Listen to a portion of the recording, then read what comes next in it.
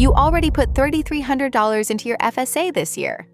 But if you're reading this in November, there's a real chance you're about to hand that money, plus $726 in tax savings, back to your employer, legally.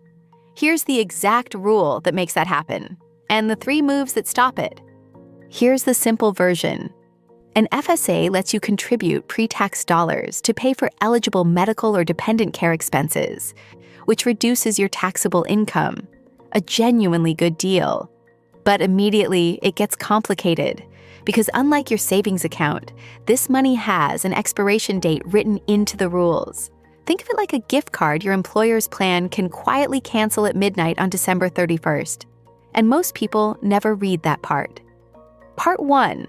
The core mechanism. FSA money must be spent on eligible expenses by the end of the plan year, which is usually December 31st, or it's forfeited per FSA rules. For 2025 federal employees using FSA FIDs, the Health FSA limit is up to $3,300. Think of it like a monthly bus pass. It works right up until the deadline, then resets to 0 whether you wrote it or not. Nothing carries with you automatically. Part 2. The timing trap. You pick your contribution during open enrollment, and it's locked in for the whole year. You generally can't adjust it without a qualifying life event, like a birth or a job change. So you're betting today on the medical bills you'll have 12 months from now. Think of it like pre-ordering a full year of groceries in January and being stuck with that list, even if your appetite changes. Part 3. The small escape hatch. Since 2013, the IRS has allowed employers to offer a limited carryover instead of straight forfeiture. For 2025 FSA Feds members, you can roll up to $660 into 2026, but only if you re-enroll, and every single dollar above that $660 disappears on December 31st, according to FSA Feds materials. Think of it like a phone plan that rolls over 1,660 minutes, but torches everything else each month. It helps, but it's a very small bucket. Part 4. The fork in the road. Every employer picks one design, no carryover at all, a grace period of up to 2.5 months into the next year, or a small rollover like the $660 in FSA FIDs. They can't offer both a grace period and a rollover. Think of it like store return policies. Every shop sets its own, and no receipt, no refund is far more common than people assume. That's why checking your plan documents each year matters. Part 5, and it trips up almost everyone. For 2025 FSA Feds, you must incur the eligible expense by December 31st, 2025. But you have until April 30th, 2026 to actually submit the claim. People see that April date and relax, then discover they can't spend 2025 money on 2026 bills. Think of it like tax season. The earning window closed long before the filing window does. The spending clock and the paperwork clock are 2 completely different things. Let me make this concrete. Meet Maria, 38, a project manager earning $90,000. She logs into her FSA portal with 2 weeks to go and sees $600 left. But her plan only allows a $500 rollover and no grace period. That means $100 is guaranteed to disappear. Plus about $22 in annual tax benefit on top, per FSA guidance.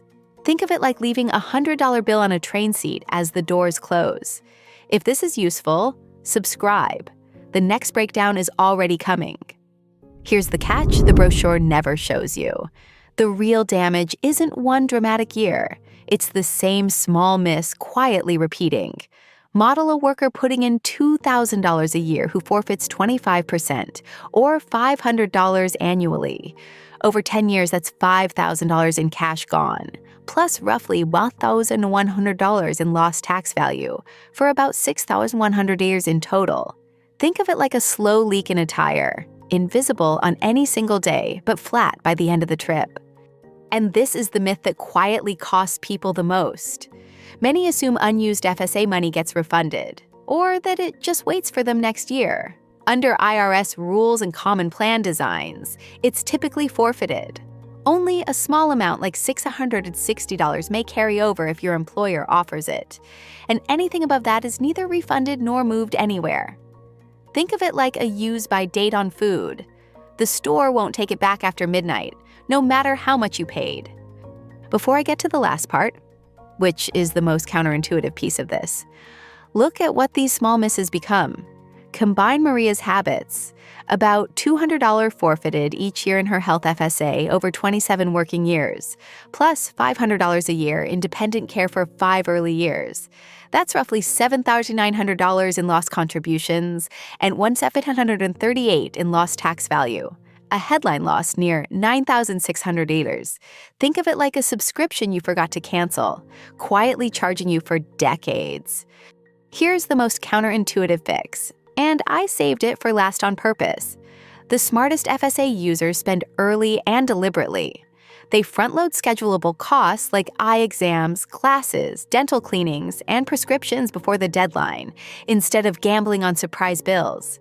Then they match next year's contribution to their actual last 12 months' claims, keeping unused balances under 5 to 10%.